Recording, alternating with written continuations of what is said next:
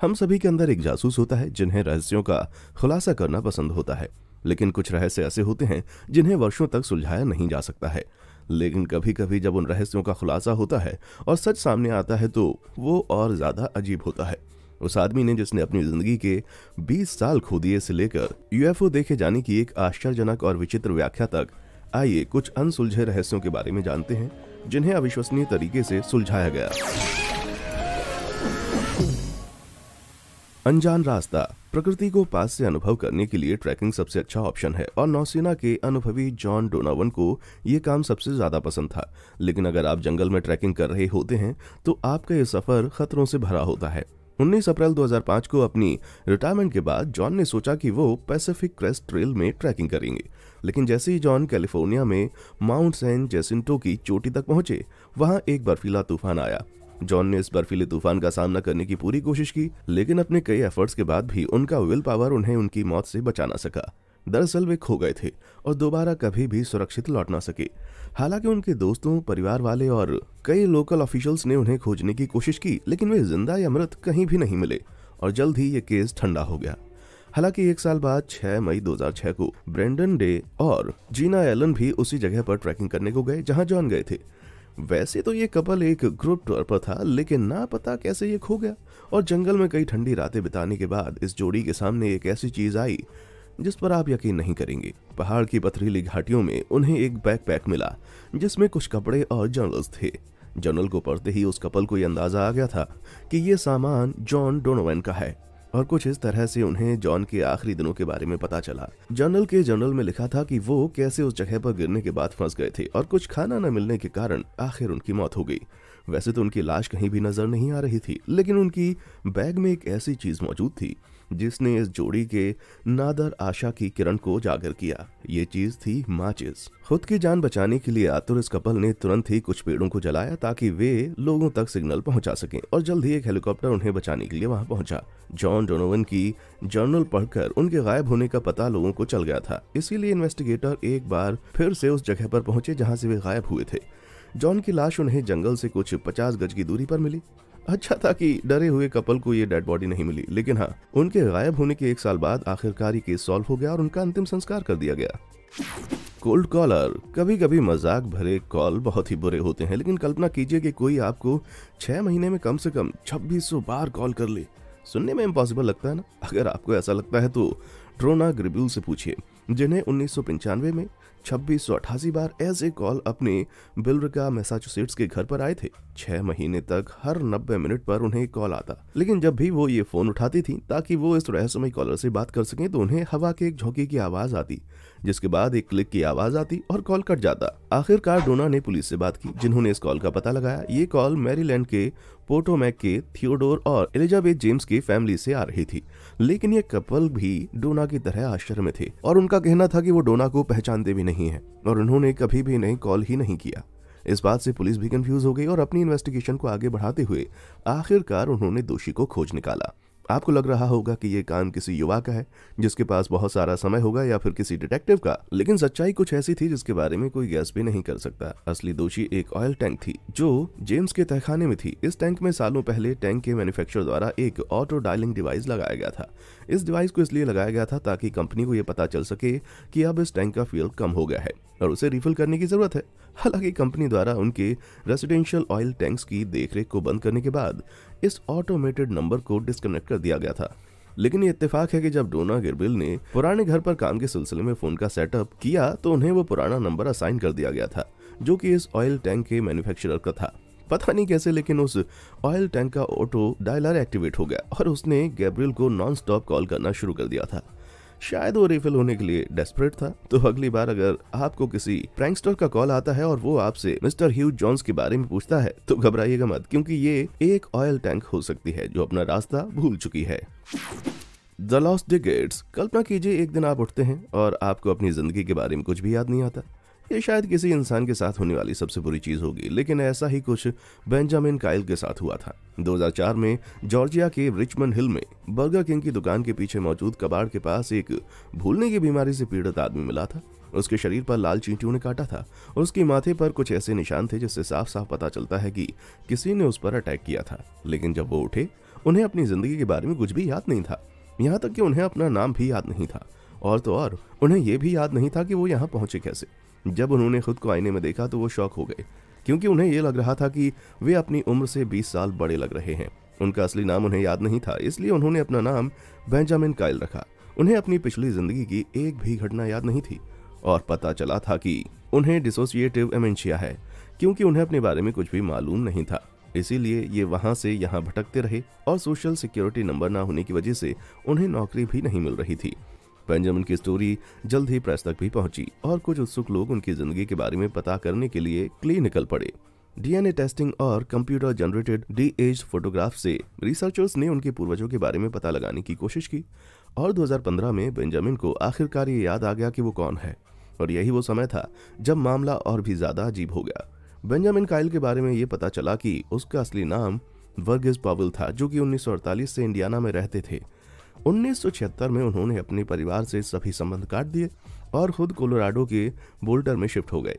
19 तक उन्होंने जो कुछ भी काम किया उसका पता रिसर्चर्स ने लगा लिया था, जिसके बाद उनके बारे में किसी को भी पता नहीं था और 2004 में बर्गर किंग में पाए जाने तक उनका कोई भी रिकॉर्ड नहीं था, मतलब सीधे 2 दशक बाद। हालांकि काइल को अब पता है कि वो कौन है, लेकिन अभी भी उनकी कहानी से जुड़े कई रहस्य हैं। मेरा मतलब है कि 20 सालों तक बेंजामिन काइल कहाँ गायब थे और वे क्या कर रहे थे, और वे बर्गर किंग तक इस हालत में पहुंचे कैसे। और ऐसा लगता है जैसे हमें इसके बारे में कुछ भी पता नहीं चलने वाला।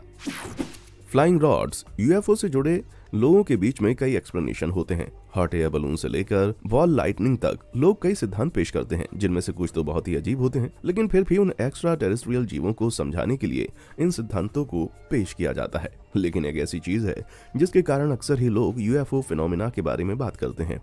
दुनिया भर में ऐसी कई तस्वीरें हैं जिन्हें देखकर लोगों का कहना है कि ये यूएफओ की हैं।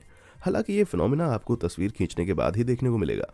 कहा जाता है कि रोड यूएफओ कम्युनिटी को बिलोंग करती हैं, क्योंकि ये मछली जैसी आकृति हमेशा ही आसमान में उड़ती हुई नजर आती हैं। दूसरों का कहना है कि ये एक्स्ट्रा डायमेंशनल स्पेसक्राफ्ट है और ऐसा वे उनके अपीयरेंसेस को देखकर कहते हैं। लेकिन लोगों को इसके बारे में बात करता हुआ देखकर कई लोगों ने सोचा कि क्यों ना इसके बारे में और जानकारी हासिल की जाए। 2005 में चीन के जिलिन प्रांत में टोंगहुआ झेंगुआ फार्मास्यूटिकल कंपनी ने सोचा कि क्यों ना वो इसके पीछे की सच्चाई का पता लगाएं, जिसके लिए उन्होंने specialised nets and surveillance cameras भी लगवाए, इस उम्मीद से कि उन्हें इस अजीब सी चीज के बारे में और ज्यादा जानकारी हासिल करनी होगी। उन्होंने कैमरा पर दिखने वाले इन रॉड्स को कैप्चर किया, लेकिन जब इन्होंने अपने नेट्स चेक किए तो उन्हें एलियन कभी भी नहीं मिला, लेकिन उन्हें मौत और उड़ते हुए कीड़े मकोड़े जरूर मिले। और इस बात का खुलासा हुआ कि लोग जिसे यूएफओ रॉड समझ रहे थे वो असल में कीड़ों के पंखों की गति है, जो मोशन ब्लर का नतीजा है। कभी कभी कैमरा पर ये लड़के फॉर्म में भी कैप्चर होते थे। कम रोशनी और धीमी शटर स्पीड में लंबे एक्सपोजर से इस तरह के रास्ते बनते हैं और ये कीड़े मकोड़े एलियन की तरह नजर आते हैं। लेकिन इसका मतलब ये नहीं है कि एलियन नहीं होते। तो अपनी नजरें आसमान में रखें और मुझे बताएं कि आपको क्या नजर आता है, या फिर आप मुझे कमेंट सेक्शन में बता सकते हैं कि अगर आपको इससे पहले कहीं भी यूएफओ नजर आया हो तो। और हाँ, अब जब आप कमेंट कर ही रहे हैं तो क्यों ना इस वीडियो को लाइक और चैनल को सब्सक्राइब भी कर दें। सीलिंग स्टोन्स, जब आप उन चीजों के बारे में सोचते हैं जो कि चल रही होती हैं तो आपके दिमाग में चलती हुई गाड़ियां और पैर ही नजर आएंगे। लेकिन नेवादा की डेथ वैली में कुछ और ही बात है। Racetrack Playa Death Valley के पश्चिम की ओर स्थित एक असाधारण सपाट सूखी झील है और समुद्र तल से 3714 फीट ऊपर है और ये जगह चलते हुए पत्थरों के लिए मशहूर है। ये पत्थर आपको इस झील की सतह पर सरकते हुए नजर आते हैं, जिससे यहाँ पर 100 फीट लंबे ट्रैक्स नजर आते हैं और ये 3 से 12 इंच गहरे होते हैं। सालों से ये पत्थर लोगों का ध्यान अपनी ओर आकर्षित कर रहे हैं, लेकिन 2013 में टाइम लैप्स वीडियो में बनी उन सिद्धांतों की पुष्टि की जो 20वीं शताब्दी के अंत में विकसित हो रहे थे। ये पता चला कि ठंडी रातों के दरमियान इन पत्थरों के इर्द गिर्द बर्फ की एक परत बनती है और इन लॉ फ्रिक्शन बर्फ में कैद ये पत्थर थोड़ी सी हवा चलने पर हिलने लगते हैं, जिसकी गति 16 फीट पर मिनट और जिसके कारण हमें मिट्टी में निशान नजर आने लगते हैं। दिन के समय बर्फ की परत पिघल जाती है और इन पत्थरों के चलने के पीछे लोगों को कोई सबूत नहीं मिलता। हालांकि ये पत्थर खुद तो यहाँ से वहां जा नहीं सकते, लेकिन कुछ प्रॉप्स की मदद से ये चल जरूर सकते हैं। कब्र में हुई मुठभेड़, ये अगला रहस्य सालों नहीं लेकिन बरसों पुराना है और ये किसी शाही लोग के गायब होने से जुड़ा हुआ है। इंग्लैंड के राजा रिचर्ड III को 1485 में बोसवर्थ की लड़ाई में मार दिया गया था और लिसेस्टर में ग्रेफियस चर्च में उनका अंतिम संस्कार किया गया। हालांकि 50 साल बाद हेनरी VIII ने ग्रेफियर सहित कई मठों को ध्वस्त करने का आदेश दिया और इसके कारण रिचर्ड का शव खो गया था। लेकिन इसका रहस्य सदियों बाद पता चला। रिचर्ड के अंतिम विश्राम स्थल का पौराणिक रहस्य सदियों तक कायम रहा और प्रतीत होता है कि एक निश्चित उत्तर से आगे बढ़ रहा है। लेकिन 2000 के दशक की शुरुआत में लिसेस्टर विश्वविद्यालय के इतिहासकार ने आश्चर्यजनक बात का पता चलाया।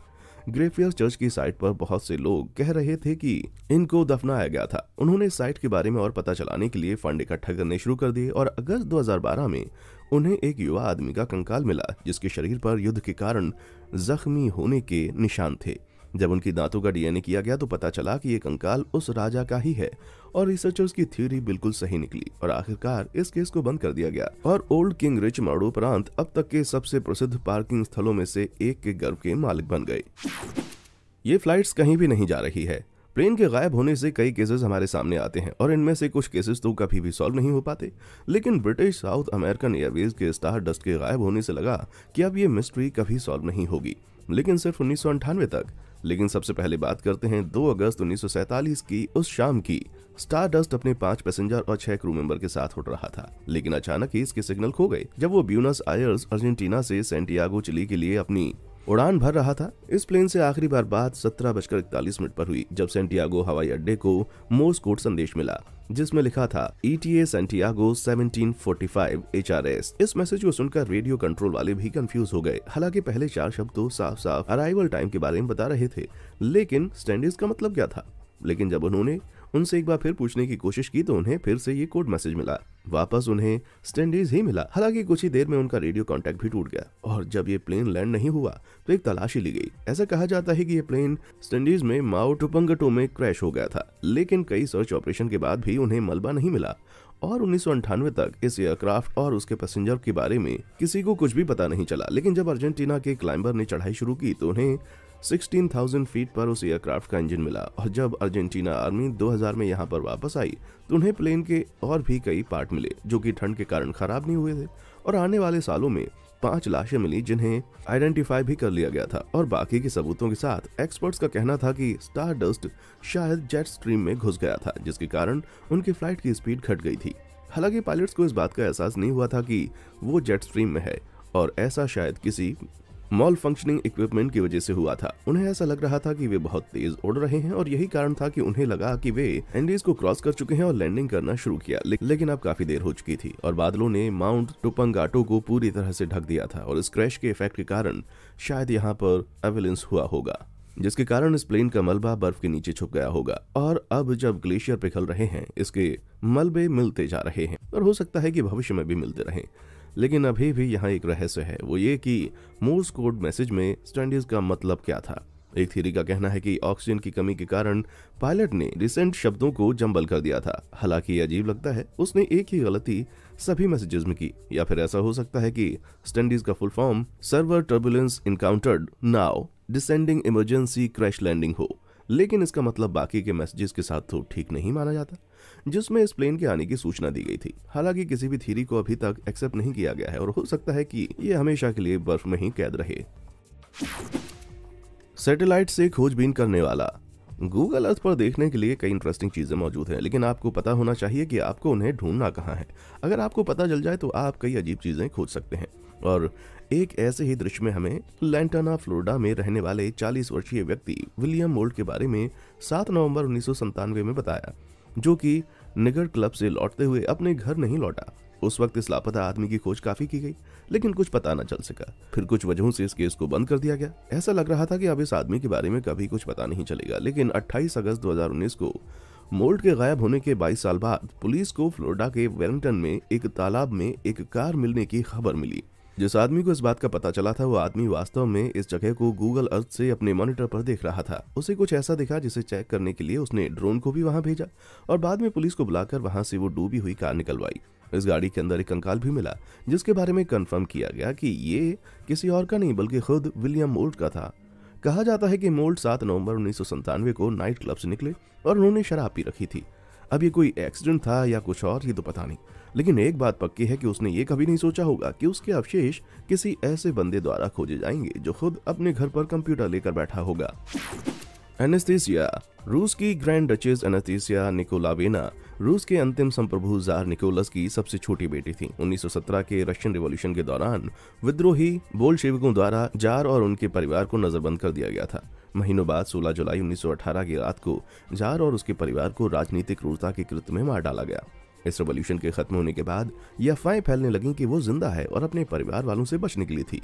और ये अफवाह 1920 में अखबारों में आ गई जब एना एंडरसन नाम की एक महिला ने दावा किया कि वो राजकुमारी एनेस्थीसिया है। और तो और उन्होंने ये भी कहा कि वो 1918 से देश से निकाले जाने की सजा भुगत रही थी और उन्होंने अपनी ये कहानी 1984 तक अपनी मृत्यु तक सबको सुनाई। हालांकि जब 1990 में डीएनए टेस्ट किया गया तब पता चला कि एना का इस रशियन रॉयल फैमिली से कोई संबंध नहीं था, न ही उनके किसी जीवित वंशज से, और तो और वो रशियन भी नहीं थी।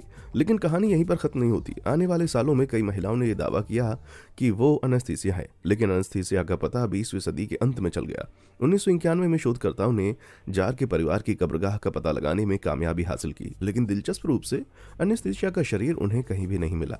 लेकिन बाद में 2008 में बाकी सभी थ्योरी को रद्द कर दिया गया, क्योंकि शोधकर्ता एक बार फिर उस साइट पर आए और उन्हें आखिरकार एनेस्थीसिया की लाश उसके परिवार के बाकी सदस्यों से 200 फीट की दूरी पर बरामद हुई और इन सभी परिवार वालों का डीएनए टेस्ट किया गया और इस बात की पुष्टि हुई कि एनेस्थीसिया अब हमारे बीच में नहीं है।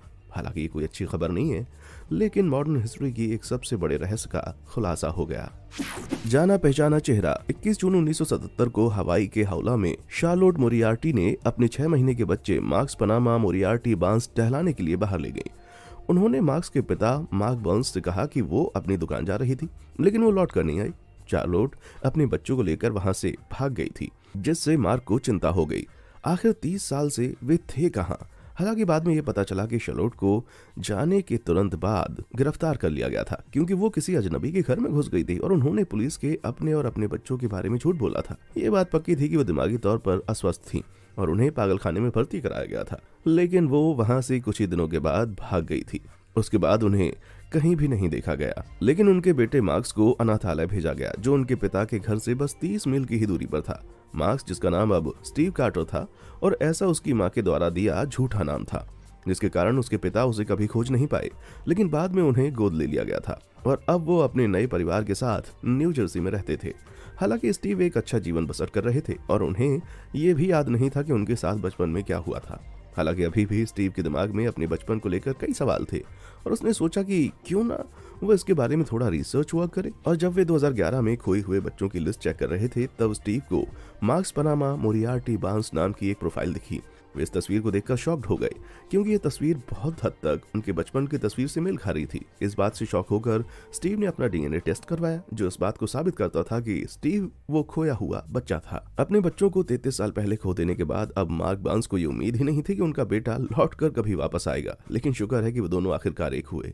हाँ, लेकिन अब उन्हें अपने बेटे को स्टीव के नाम से बुलाना पड़ेगा। हालांकि स्टीव की भावनाओं को शब्दों में बयां नहीं किया जा सकता, क्योंकि आखिर किसने अभी तक खुद को मिसिंग रजिस्टर की लिस्ट में पाया है। Family reunion. जेफनी नर्स का जन्म केप टाउन में साउथ अफ्रीका में 28 अप्रैल 1997 को मोरने और सेलेस्टे नर्स के यहाँ पर हुआ था। लेकिन जब वो बस 2 ही दिन की थी, तब जेफनी का अपहरण एक महिला द्वारा कर लिया गया, जिसने नर्स के कपड़े पहन रखे थे। जेफनी के माता पिता ने अपनी बेटी को खोजने के लिए हर संभव कोशिश की, लेकिन उन्हें उसके बारे में कुछ भी पता नहीं चला और उन्होंने ये मान लिया कि अब उन्हें अपनी बेटी कभी भी वापस नहीं मिलेगी। हालांकि कुछ सालों के बाद मोरने और सेलेस्टे की एक और बेटी हुई, जिसका नाम कैसिडी था, और अब उन्हें लगता है कि उनके बीच में सब कुछ नॉर्मल है। लेकिन कुछ ही समय तक, साल 2015 में कैसिडी एक नए स्कूल में जाने लगी और जल्द ही उसकी दोस्ती अपने से 4 साल बड़ी सीनियर से हुई, जिसका नाम था मिचे सोलोमन। कैसिडी को मिच के बारे में तब पता चला जब उनके दोस्तों ने एक दूसरे के साथ उनकी समानता को पॉइंट आउट किया और जल्द ही वे एक दूसरे से कनेक्ट हो गईं। जब मोरने और सेलेस्टे नर्स ने इस समानता के बारे में पता चला, तो उन्होंने एक टेस्ट करवाने के बारे में सोचा। उन्होंने लोकल पुलिस से कांटेक्ट किया, जिन्होंने जांच पड़ताल की। तब पता चला कि मिचे के माता पिता के पास उनकी बेटी के जन्म का कोई सबूत नहीं था। और तो और डीएनए टेस्ट में भी ये साबित हो गया कि कैसिडी की नई दोस्त वास्तव में उसकी दोस्त नहीं, बल्कि उसकी बहन है। मिशेल सोलोमन वास्तव में जेफनी नर्स थी, वो बच्चा जो लगभग 20 वर्षों से लापता था। और बाद में ये पता चला कि जिस महिला ने उसे चुराया था, उसका वास्तव में अपहरण से कुछ ही दिन पहले मिसकैरेज हुआ था। लेकिन उसने ये बात अपने पति से छुपा कर रखी थी। उल्टा उसने जेफनी को किडनैप कर लिया और अपने पति को ये यकीन दिला दिया कि जेफनी ही उसकी अपनी बेटी है। हालांकि उसके पति को और जेफनी को इस सच के बारे में कुछ भी नहीं पता चला जब तक कैसिडी नर्स ने नए स्कूल में जाना शुरू नहीं किया। इसके बाद उस बच्चे चुराने वाली को गिरफ्तार करके जेल में 10 साल की सजा सुनाई गई और आखिरकार जेफनी को उसका अपना परिवार मिल गया था। और आपको लगता था कि आने वाले बिछड़े हुए परिवार वालों का मिलना मुश्किल है।